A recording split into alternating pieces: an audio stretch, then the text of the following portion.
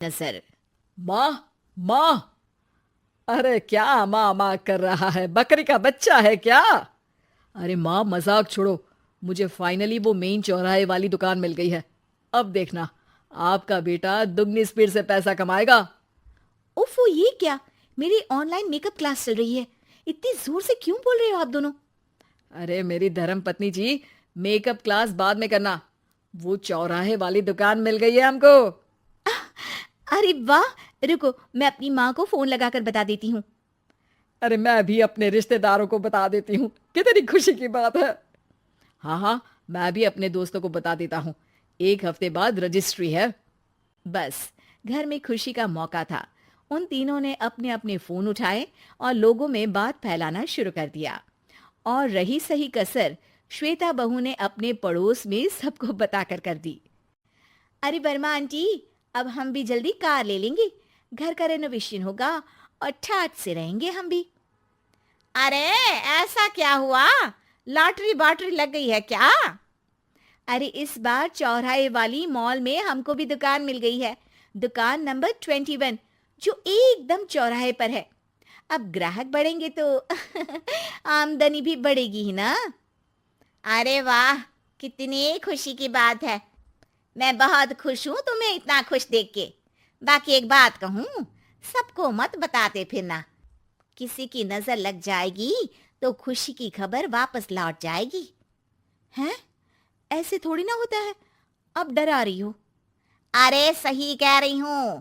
काली नजर कहते हैं इस चीज को, जब आप किसी को कुछ बताओ और वो काम बिगड़ जाए। अरे लेकिन मैं तो। तुमने सबको बता दिया ना? हाँ, फोन लगा लगा के। अब बच के रहना। काली नजर बड़ी खतरनाक होती है। श्वेता इतनी खुश रहती है कि वो वर्मा आंटी की बात पर ध्यान ही नहीं देती, जबकि पड़ोस में और भी लोगों से खुशी की खबर शेयर करती रहती है। अगले दिन राजेश बहुत दुखी होकर घर आता है। अरे बेटा, क्या हुआ? मुंह क्यों सूजा हुआ है? मधुमक्खी ने काट लिया क्या? माँ, वो दुकान किसी और के पास चली गई। किसी ने ज्यादा भाव लगा दिया। अरे पर बात तो आपसे हुई थी ना उस दुकान वाले की। हाँ, आज मैं टोकन अमाउंट देने गया था, तब मुझे पता चला। कोई आकर सुबह मुझसे पहले ही ज्यादा अमाउंट दे गया। हम्म, काली नजर। क्या?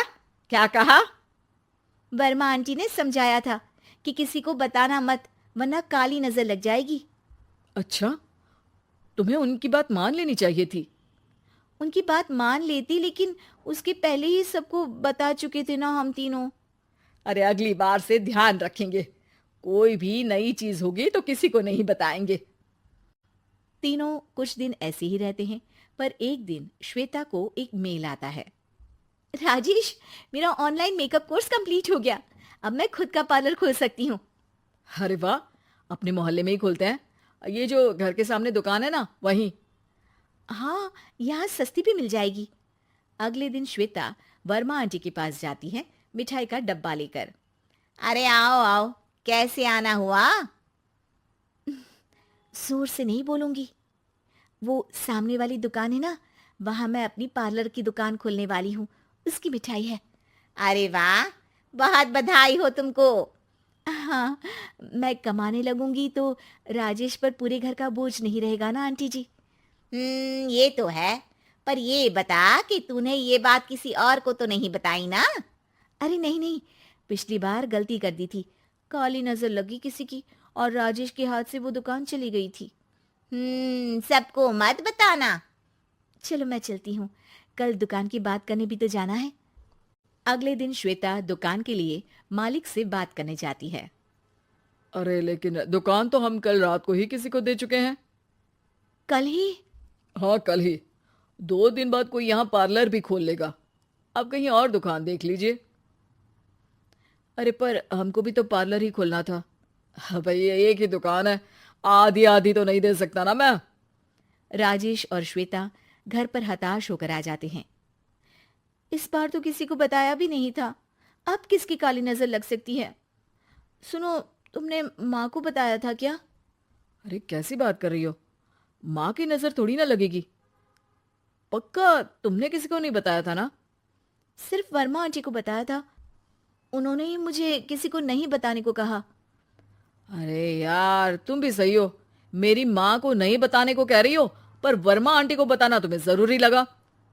अरे वर्मा आंटी ने ही तो काली नजर के बारे में बताया था ना। वो हमेशा हमारा भला ही तो चाहती हैं। मेरी माँ भी हमारा भला ही चाहती है। अरे पर चिल्ला क्यों रहे हो? बात नहीं कर सकते क्या आराम से? नहीं आता वो आराम से बात करना, और करना भी नहीं चाहता हूं मैं। दुकान जाने का दुख गुस्से में बदल गया था और राजेश और श्वेता में बात बंद हो गई थी। 2 दिन बाद मोहल्ले में पार्लर का इनॉग्रेशन हुआ, जिसमें मोहल्ले के सभी लोगों को बुलाया गया, पर श्वेता, राजेश और माँ नहीं जाते। माँ, अंदर आ जाओ। क्या देख रही हो? अरे नया पार्लर देख रही हूं अपने आंगन से। देखो, माँ को दूसरे का सुख देखने में कितना मजा आ रहा है। मेरा दुख नहीं दिख रहा इन्हें। यहाँ मेरा पार्लर भी तो हो सकता था। अरे चुप रहो यार, हर बात में लड़ाई क्यों ढूंढ रही हो? राजेश और श्वेता फिर बहस करने लगते थे। तभी माँ ने दोनों को बाहर बुलाया। अरे जरा देखो तो, दुकान चलाने वाले का बोर्ड पर नाम क्या लिखा है? श्रुति वर्मा। गाड़ी निकाले बेटा, हमें कहीं जाना है। काली नजर का इलाज कराने? राजेश अपनी बाइक निकालता है। तीनों ट्रिपलिंग कर रहे हैं। माँ राजेश को उस मॉल वाली दुकान पर लेकर जाती है जहां राजेश अपनी दुकान खोलने वाला था। यही दुकान लेना चाहता था ना तू? हाँ, पर इनको भी दुखी करने लेकर आई हो क्या यहाँ पर दुकान दिखाकर? वहां काफी नहीं था? अरे श्वेता, थोड़ा सब्र रख, अभी पता चलेगा कि हम यहाँ क्यों आए हैं। बता, इस दुकान चलाने वाले का नाम क्या है? अनुपम वर्मा। कुछ समझ में आया? वो दुकान वाली श्रुति वर्मा, ये दुकान वाला अनुपम वर्मा, और हमारे पड़ोस में हमने उस दुकानों के बारे में बताया किसको था? वर्मा आंटी को। मतलब वर्मा आंटी ही हमारा काम बिगाड़ रही है? नहीं नहीं, ऐसा नहीं हो सकता। ये बस इत्तेफाक है। राजेश अपना फोन निकालता है और श्रुति वर्मा और अनुपम वर्मा के नाम फेसबुक पर सर्च करता है, जहां ये दोनों ही वर्मा आंटी के रिश्तेदार होते हैं। श्वेता को समझ में आ जाता है कि वर्मा आंटी की ही नजर काली नजर है। अब क्या करना है? कोई भी खुशी की खबर हो तो काली नजर से बचना है, यानी वर्मा आंटी से बचना है। अरे पर मुझे ये समझ में नहीं आया कि वो हमारे साथ ऐसा क्यों करेंगी। अरे बेटा, एक सीख है, दूर के आदमी को आपकी तरक्की से कम परेशानी होगी, पड़ोसी को ज्यादा। दोनों माँ की बात में हामी भरते हैं और अगला काम चुपचाप करने की कसम खाते हैं, ताकि आगे से वर्मा आंटी कोई काम ना बिगाड़ सके।